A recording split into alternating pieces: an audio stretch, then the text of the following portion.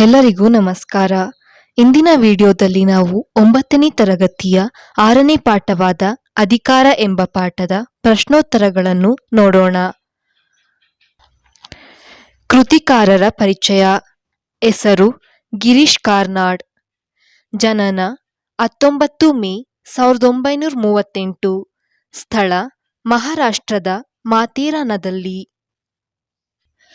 ನಾಟಕಗಳು ಯಯಾತಿ, ತುಘಲಕ್, ಅಯವದನ, ಅಂಜುಮಲ್ಲಿಗೆ, ನಾಗಮಂಡಲ, ಟಿಪ್ಪುವಿನ ಕನಸುಗಳು, ಅಗ್ನಿ ಮತ್ತು ಮಳೆ, ತಲೆದಂಡ ಮುಂತಾದವು.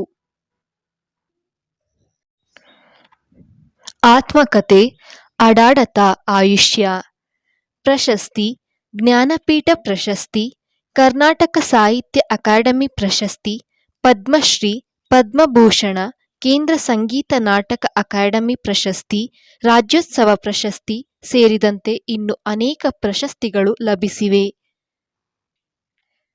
ಪ್ರಸ್ತುತ ಅಧಿಕಾರ ಪಠ್ಯಭಾಗವನ್ನು ತಲೆದಂಡ ನಾಟಕದ 3ನೇ ದೃಶ್ಯದಿಂದ ಆರಿಸಿಕೊಳ್ಳಲಾಗಿದೆ. ಕೊಟ್ಟಿರುವ ಪ್ರಶ್ನೆಗಳಿಗೆ ಒಂದು ವಾಕ್ಯದಲ್ಲಿ ಉತ್ತರಿಸಿ. ಪ್ರಶ್ನೆ 1. ಗುಡ್ಡೆವ್ವ ಮುದುಕಿಯು ನಾಚಿಕೊಂಡಿದ್ದೇಕೆ? ಉತ್ತರ: ಬಸವಣ್ಣನವರು, ನಿನ್ನ ಧ್ವನಿಯು ಬಹಳ ಚೆನ್ನಾಗಿದೆಯಂತೆ, ನೀನು ಮಾದಾರ ಚೆನ್ನಯ್ಯನ ಗೀತೆಯನ್ನು ಬಹಳ ಚೆನ್ನಾಗಿ ಆಡುತ್ತೀಯಂತೆ ಎಂದು ಕೇಳಿದ್ದರಿಂದ ಗುಡ್ಡೆವ್ವ ಮುದುಕಿಯು ನಾಚಿಕೊಂಡಳು. ಪ್ರಶ್ನೆ 2. ಬಿರುದಾವಳಿಗಳು ಬೆಳೆಯುತ್ತಾ ಹೋದರೆ ಏನಾಗುವುದೆಂದು ಬಸವಣ್ಣನವರು ಹೇಳಿದರು?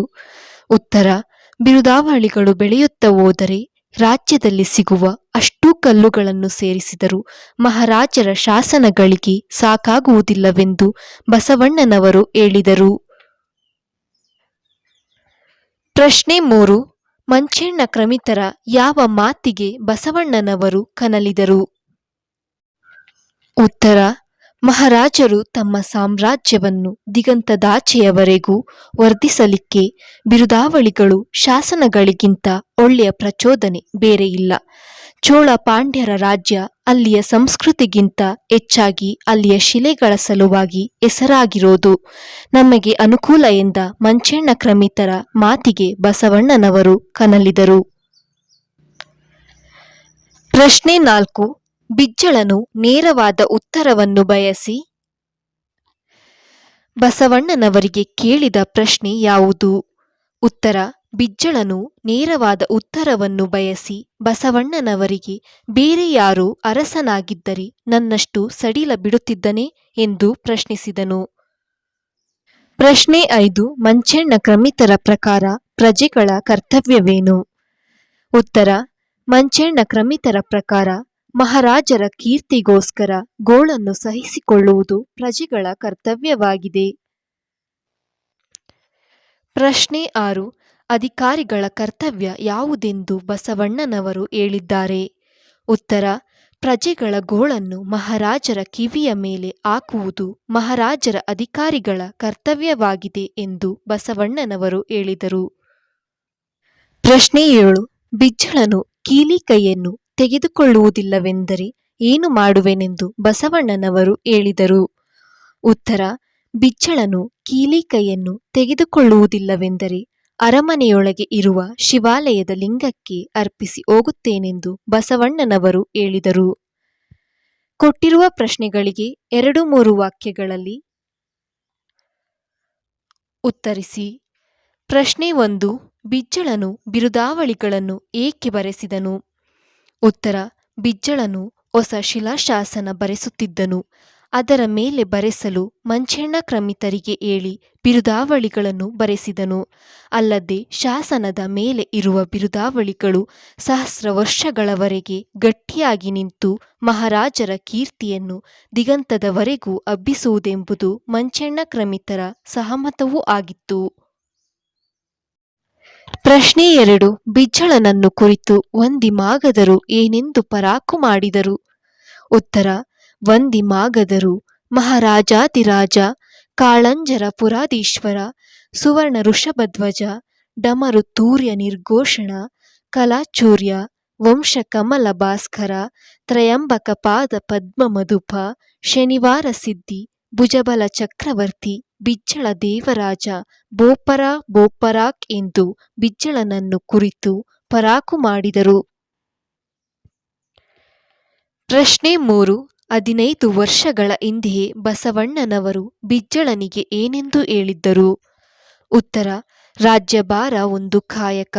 ಅದು ಹುಟ್ಟಿನಿಂದ ಬರುವ ಹಕ್ಕಲ್ಲ, ಆಸ್ತಿಯಲ್ಲ. ಅದನ್ನು ಮಾಡುವ ಅಧಿಕಾರ ಗಳಿಸಿಕೊಳ್ಳಬೇಕು. ಆಮೇಲೆ ಅದನ್ನು ಶ್ರದ್ಧೆಯಿಂದ ಮಾಡಬೇಕು ಎಂದು 15 ವರ್ಷಗಳ ಹಿಂದೆ ಬಸವಣ್ಣನವರು ಬಿಜ್ಜಳನಿಗೆ ಹೇಳಿದ್ದರು. ಪ್ರಶ್ನೆ 4. ಶಾಸನಗಳನ್ನು ಹಾಕಿಸುವುದರ ಬಗೆಗೆ ಬಸವಣ್ಣನವರ ಅಭಿಪ್ರಾಯವೇನು? ಉತ್ತರ: ಒಂದು ಹೊಸ ಶಾಸನ, ಅದನ್ನು ಮರೆಸಲು ಒಂದು ಹೊಸ ಯುದ್ಧ, ಹೊಸ ವೀರಗಲ್ಲು, 1000 ಹಸಿ ವಿಧವೆಯರ ಗೋಳು, ಈ ಪರಾಕ್ರಮದ ವೆಚ್ಚಕ್ಕೆ ಹೊಸ ತೆರಿಗೆ. ಶಾಸನಗಳನ್ನು ಕೊರೆದಿಟ್ಟ ಅಕ್ಷರಗಳನ್ನು ಓದಲು ಕಣ್ಣು ಬೇಕು, ಆಡಲು ನಾಲಿಗೆ ಬೇಕು. ಈ ಸ್ಥಾವರ ಶಿಲೆಗಳಿಂದೇನಾಗಬೇಕು? ಅದಕ್ಕಿಂತ ಮೊದಲು ಮನುಷ್ಯರ ಕಾಳಜಿಯನ್ನು ಮಾಡಬೇಕು ಎನ್ನುವುದು ಶಾಸನಗಳನ್ನು ಹಾಕಿಸುವುದರ ಕುರಿತು ಬಸವಣ್ಣನವರ ಅಭಿಪ್ರಾಯವಾಗಿದೆ. ಕೊಟ್ಟಿರುವ ಪ್ರಶ್ನೆಗಳಿಗೆ 8-10 ವಾಕ್ಯಗಳಲ್ಲಿ ಉತ್ತರ ಬರೆಯಿರಿ. ಪ್ರಶ್ನೆ 1. ಬಿಜ್ಜಳ ಮತ್ತು ಬಸವಣ್ಣನವರ ನಡುವೆ ನಡೆದ ಸಂಭಾಷಣೆಯನ್ನು ನಿಮ್ಮ ಮಾತುಗಳಲ್ಲಿ ಬರೆಯಿರಿ.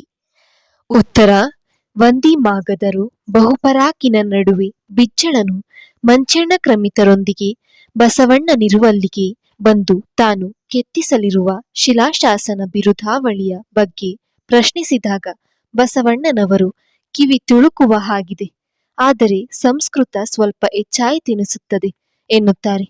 ನೀ ಹೀಗೆನ್ನುತ್ತೀಯೆಂದು ಗೊತ್ತಿದ್ದೆ? ಮಂಚಣ್ಣ ಕ್ರಮಿತರಿಂದ ಬಿರುದಾವಳಿ ಬರೆಸಿರುವುದಾಗಿ ಬಿಜ್ಜಳ ಹೇಳುತ್ತಾನೆ.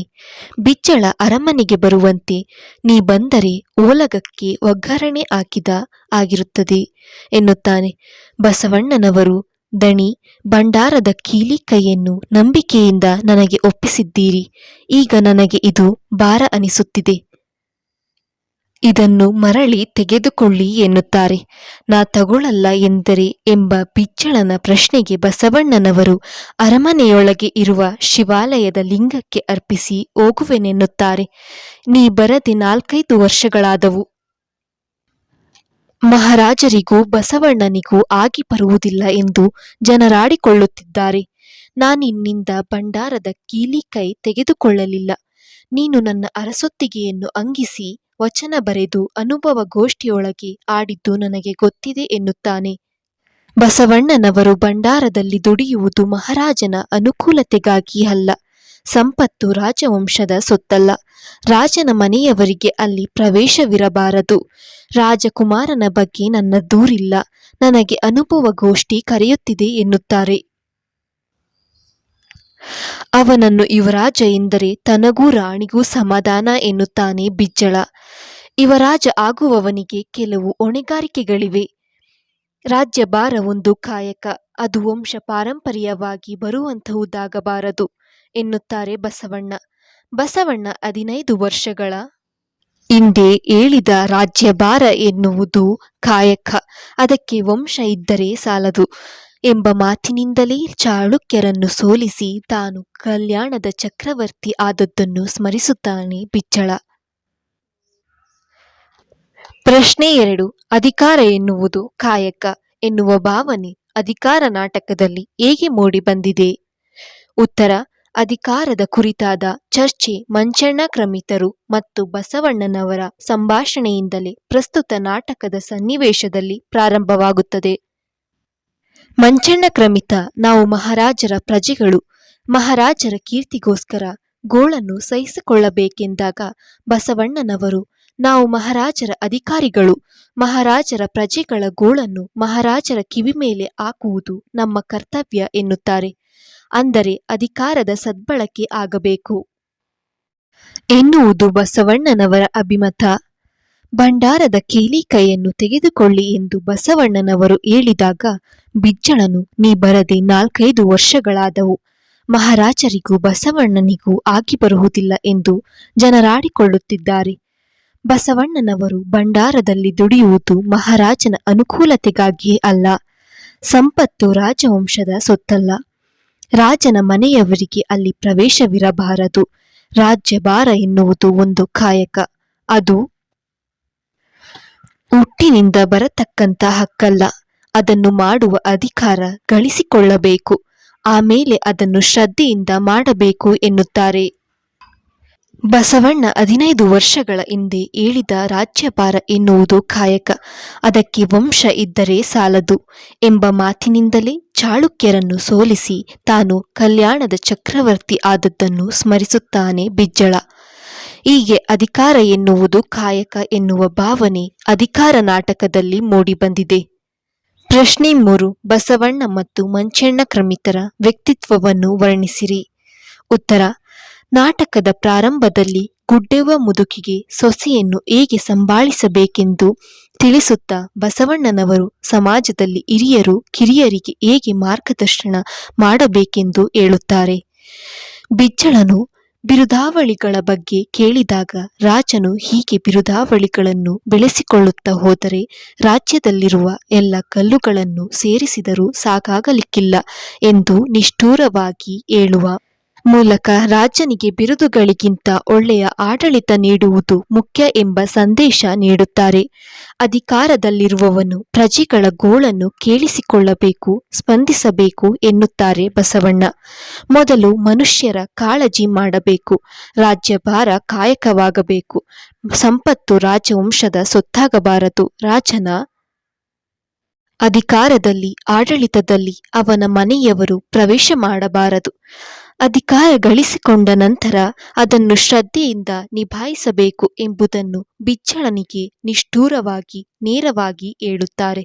ಭಂಡಾರದ ಕೀಲಿಕೈ ತೆಗೆದುಕೊಳ್ಳದಿದ್ದರೆ ತಾನು ಅರಮನೆಯ ಶಿವಾಲಯದ ಲಿಂಗಕ್ಕೆ ಅರ್ಪಿಸಿ ಹೊರಡುವೆನೆನ್ನುವ ಮೂಲಕ ಅಧಿಕಾರಕ್ಕೆ ಅಂಟಿಕೊಳ್ಳಬಾರದು ಎಂಬ ಸಂದೇಶವು ಸಹ ಬಸವಣ್ಣನವರ ವ್ಯಕ್ತಿತ್ವದಿಂದ ವ್ಯಕ್ತವಾಗಿದೆ. ಮಂಚಣ್ಣ ಕ್ರಮಿತರು ಬಿಜ್ಜಳನ ಕೃಪಾಕಟಾಕ್ಷಕ್ಕೆ ಪಾತ್ರರಾಗಲು ಮಹಾರಾಜನನ್ನು ಹೊಗಳುವುದನ್ನು ಅಸ್ತ್ರವಾಗಿಸಿಕೊಂಡಿದ್ದರೆಂಬುದು ಅವರು ಪ್ರಾರಂಭದಲ್ಲಿ ಬಿಜ್ಜಳನಿಗಾಗಿ ರಚಿಸಿದ ಬಿರುದಾವಳಿಗಳಿಂದ ವ್ಯಕ್ತವಾಗುತ್ತದೆ. ಅಲ್ಲದೆ ಆ ಬಿರುದುಗಳಲ್ಲಿ ಸಂಸ್ಕೃತ ಪದಗಳ ಬಳಕೆ ಜಾಸ್ತಿಯಾಯಿತೆಂಬ ಅಭಿಪ್ರಾಯವನ್ನು ಬಸವಣ್ಣನವರು ವ್ಯಕ್ತಪಡಿಸಿದಾಗ ಸಂಸ್ಕೃತದ ಘನತೆ ಗಾಂಭೀರ್ಯ ಕನ್ನಡಕ್ಕೆ ಹೇಗೆ ಬಂದಿತು ಎನ್ನುವುದರ ಮೂಲಕ ತನಗಿರುವ ಸಂಸ್ಕೃತ ಅಭಿಮಾನವನ್ನು ವ್ಯಕ್ತಪಡಿಸುತ್ತಾರೆ. ಶಿಲಾಶಾಸನಗಳು ಬಿರುದಾವಳಿಗಳು ರಾಜನು ತನ್ನ ಸಾಮ್ರಾಜ್ಯವನ್ನು ದಿಗಂತದಾಚೆಗೂ ವಿಸ್ತರಿಸಲು ಇರುವ ಪ್ರಚೋದನೆ. ಮಹಾರಾಜರ ಕೀರ್ತಿಗೋಸ್ಕರ ಪ್ರಜೆಗಳು ಗೋಳನ್ನು ಸಹಿಸಿಕೊಳ್ಳಬೇಕು. ಮನುಷ್ಯ ಜೀವನ ನಶ್ವರ. ಮನುಷ್ಯರು ಅಳಿಯುತ್ತಾರೆ. ಆದರೆ ಶಿಲಾಶಾಸನಗಳು ಬಿರುದಾವಳಿಗಳು ಸಹಸ್ರ ವರ್ಷ ಗಟ್ಟಿಯಾಗಿ ನಿಂತು ಮಹಾರಾಜರ ಕೀರ್ತಿಯನ್ನು ದಿಗದಿಗಂತಕ್ಕೆ ಹಬ್ಬಿಸುತ್ತವೆ ಎಂದು ಹೇಳುವ ಮೂಲಕ ಬಿಜ್ಜಳನಲ್ಲಿ ಬಿರುದುಗಳನ್ನು ಕೆತ್ತಿಸುವುದರ ಬಗ್ಗೆ ಮತ್ತಷ್ಟು ಪ್ರಚೋದನೆ ನೀಡುತ್ತಾರೆ. ಒಟ್ಟಾರೆಯಾಗಿ ತನ್ನ ಹಿತ ಸಾಧನೆಗೆ ಮಹಾರಾಜರನ್ನು ಹೇಗೆ ಬಳಸಿಕೊಳ್ಳುವುದು ಎಂಬ ಕ್ಷತ್ರಿಮ ಬುದ್ಧಿಯನ್ನು ಹೊಂದಿದ್ದರೆನ್ನುವುದು ಪ್ರಸ್ತುತ ಸನ್ನಿವೇಶದಲ್ಲಿ ವ್ಯಕ್ತವಾಗಿದೆ. ಸಂದರ್ಭ ಸಹಿತ ಸ್ವಾರಸ್ಯವನ್ನು ವಿವರಿಸಿ. ನಿನ್ನ ಮಾತು ಯಾರು ತೆಗೆದು ಹಾಕ್ತಾರಪ್ಪ ಬಸವಣ್ಣ?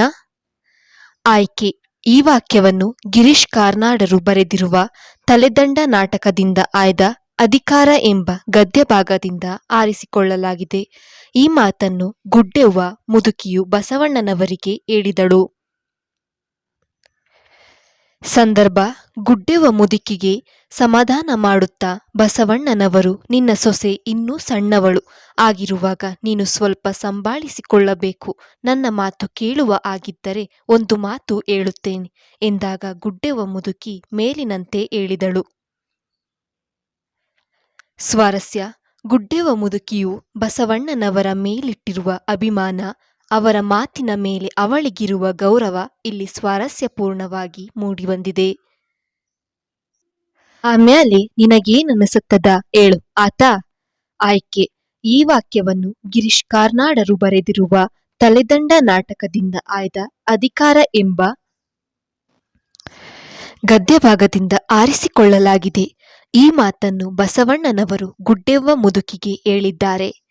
ಸಂದರ್ಭ: ಗುಡ್ಡೆವ್ವ ಮುದುಕಿಗೆ ಬಸವಣ್ಣನವರು ನೀನು ಮಾದಾರ ಚೆನ್ನಯ್ಯನ ಗೀತೆ ಚೆನ್ನಾಗಿ ಆಡುತ್ತೀಯಂತೆ, ಒಂದೆರಡು ದಿನದ ಮಟ್ಟಿಗೆ ನಿನ್ನ ಸೊಸೆಗೆ ಮನೆ ಒಪ್ಪಿಸಿ ಸಂಗಯ್ಯನ ಮಹಾಮನೆಗೆ ಬಂದು ಆಡು ಎಂದು ಹೇಳಿದಾಗ, ಗುಡ್ಡೆವ್ವ ಮುದುಕಿಯು ನಿನ್ನ ಮನೆಗೆ ಬರಲೊಲ್ಲೆ, ಅಲ್ಲಿಗೆ ನೀನು ದಲಿತರನ್ನೆಲ್ಲ ಕರೆಸಿಕೊಳ್ಳುತ್ತೀಯಂತೆ, ಅವರ ಜೊತೆ ಕುಳಿತು ಎಂದು ಬರಲು ಅನುಮಾನ ವ್ಯಕ್ತಪಡಿಸುತ್ತಾಳೆ. ಆಗ ಬಸವಣ್ಣನವರು, ಅವರು ಬರುತ್ತಾರೆನ್ನುವುದು ನಿಜ, ಆದರೆ ನಿನಗೆ ಬೇಕಾದಲ್ಲಿ ಕುಳಿತು ಹಾಡು ಹೇಳು, ಅವರು ಆಡುತ್ತಾರೆ, ಆಮೇಲೆ ನಿನಗೆ ಏನನ್ನಿಸುವುದೆಂದು ಹೇಳು ಎಂದು ಮೇಲಿನಂತೆ ಹೇಳಿದ್ದಾರೆ. ಸ್ವಾರಸ್ಯ: ಬಸವಣ್ಣನವರ ಮಹಾಮನೆಗೆ ಎಲ್ಲಾ ವರ್ಗದವರಿಗೂ ಪ್ರವೇಶವಿತ್ತು ಎಂಬುದು ಸ್ವಾರಸ್ಯಕರವಾಗಿದೆ. ಸಂಸ್ಕೃತಕ್ಕೆ ಇರೋ ಘನತೆ ಗಾಂಭೀರ್ಯ ಕನ್ನಡಕ್ಕೆ ಹ್ಯಾಂಗ ಬಂದಿತು?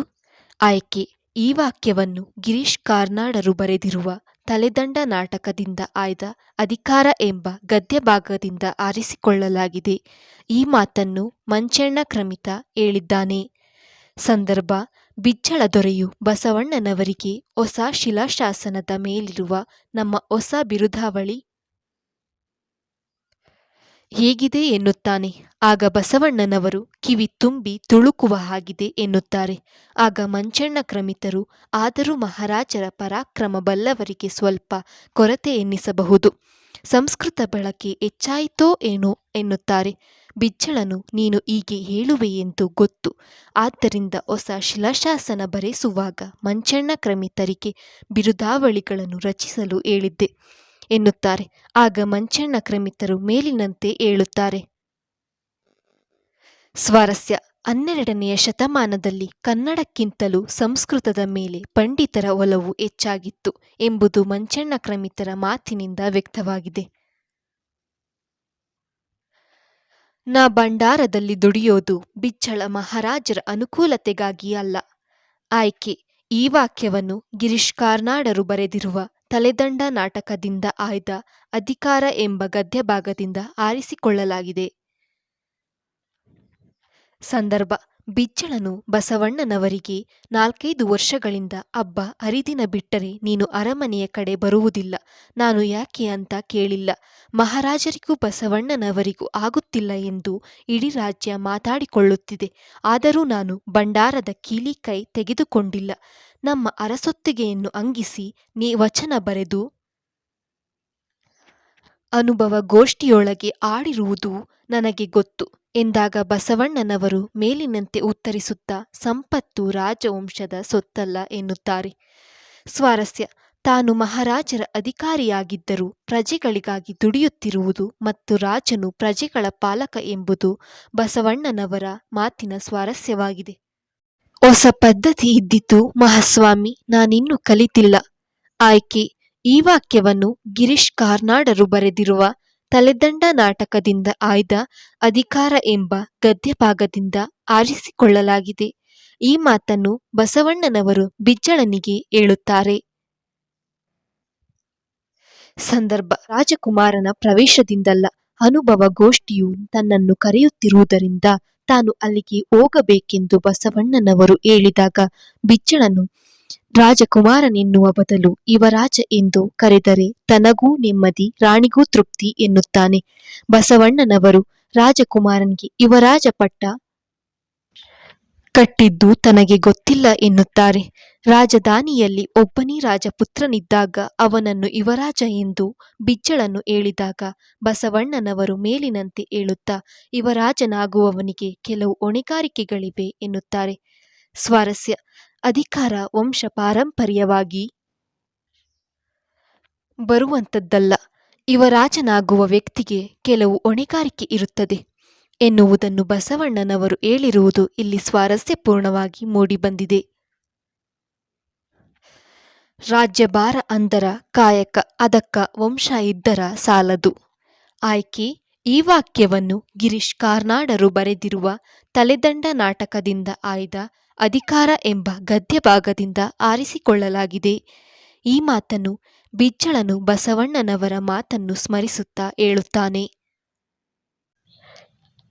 ಸಂದರ್ಭ: 15 ವರ್ಷಗಳ ಹಿಂದೆ ಬಸವಣ್ಣನವರು ಬಿಜ್ಜಳನಿಗೆ ಹೇಳಿದ್ದ ಮಾತನ್ನು ನೆನಪಿಸಿಕೊಳ್ಳುತ್ತಾ ಹೇಳಿದ್ದನ್ನೇ ಮತ್ತೆ ಹೇಳುವುದಿಲ್ಲ. ಆದರೆ ರಾಜ್ಯಭಾರ ಎನ್ನುವುದು ಒಂದು ಕಾಯಕ. ಅದು ಹುಟ್ಟಿನಿಂದ ಅಂದರೆ ವಂಶ ಪಾರಂಪರ್ಯವಾಗಿ ಬರುವ ಹಕ್ಕಲ್ಲ, ಆಸ್ತಿಯಲ್ಲ. ಅದನ್ನು ಮಾಡುವ ಅಧಿಕಾರ ಗಳಿಸಿಕೊಳ್ಳಬೇಕು. ಆನಂತರ ಅದನ್ನು ಶ್ರದ್ಧೆಯಿಂದ ಮಾಡಬೇಕು ಎನ್ನುತ್ತಾರೆ. ಆಗ ಬಿಜ್ಜಳನು ಚಾಳುಕ್ಯರ ಸಾಮಂತನಾಗಿದ್ದಾಗ ಸಾಮಂತನಾಗಿರುವುದೇ ಮನುಷ್ಯ ಜನ್ಮದ ಪರಮೋಚ್ಚ ತತ್ವ ಎಂದು ನಂಬಿ ಆ ಅರಗೊಡ್ಡಿ ಚಕ್ರವರ್ತಿಯ ಕೈಕೆಳಗೆ ದುಡಿಯುತ್ತಿದ್ದಾಗ ಮಂಗಳವಾಡಕ್ಕೆ ಬಂದ ಬಸವಣ್ಣ ಈ ಮಾತನ್ನು ಹೇಳಿದ. ಅಂದು ಬಸವಣ್ಣ ಆ ಮಾತನ್ನು ಹೇಳದೆ ಹೋಗಿದ್ದರೆ ತಾನು ಚಾಳುಕ್ಯರ ಕೈಯಿಂದ ಆ ಪಟ್ಟ ಕಸಿದುಕೊಳ್ಳುತ್ತಿರಲಿಲ್ಲ, ಕಲ್ಯಾಣದ ಚಕ್ರವರ್ತಿ ಆಗುತ್ತಿರಲಿಲ್ಲ ಎಂದು ಮೇಲಿನಂತೆ ಮಂಚಣ್ಣ ಕ್ರಮಿತರ ಬಳಿ ಬಸವಣ್ಣನ ಮಾತನ್ನು ಸ್ಮರಿಸುತ್ತಾನೆ. ಸ್ವಾರಸ್ಯ: ಅಧಿಕಾರ ಅರ್ಹತೆಯಿಂದ ಬರಬೇಕು, ವಂಶದಿಂದಲ್ಲ ಎಂಬ ಬಸವಣ್ಣನವರ ನಿಲುವು ಇಲ್ಲಿ ವ್ಯಕ್ತವಾಗಿದೆ. ಖಾಲಿ ಬಿಟ್ಟಿರುವ ಸ್ಥಳಗಳನ್ನು ತುಂಬಿರಿ. ಬಿಜ್ಜಳನೊಂದಿಗೆ ಬಂದ ಬ್ರಾಹ್ಮಣನ ಹೆಸರು ಮಂಚಣ್ಣ ಕ್ರಮಿತ. ಗುಡ್ಡೆವ್ವನು ಚೆನ್ನಾಗಿ ಆಡುತ್ತಿದ್ದ ಗೀತೆ ಮಾದಾರ ಚೆನ್ನಯ್ಯನ ಗೀತೆ. ಬಿಜ್ಜಳನು ಬಿರುದಾವಳಿಗಳನ್ನು ಬರೆದವರು ಮಂಚಣ್ಣ ಕ್ರಮಿತ. ಬಿಜ್ಜಳನ ಪತ್ನಿಯ ಹೆಸರು ರಂಭಾವತಿ. ಈ ವಿಡಿಯೋ ನಿಮಗೆ ಇಷ್ಟವಾಗಿದ್ದರೆ ಲೈಕ್ ಮಾಡಿ, ಶೇರ್ ಮಾಡಿ, ಸಬ್ಸ್ಕ್ರೈಬ್ ಆಗಿ. Thank you for watching.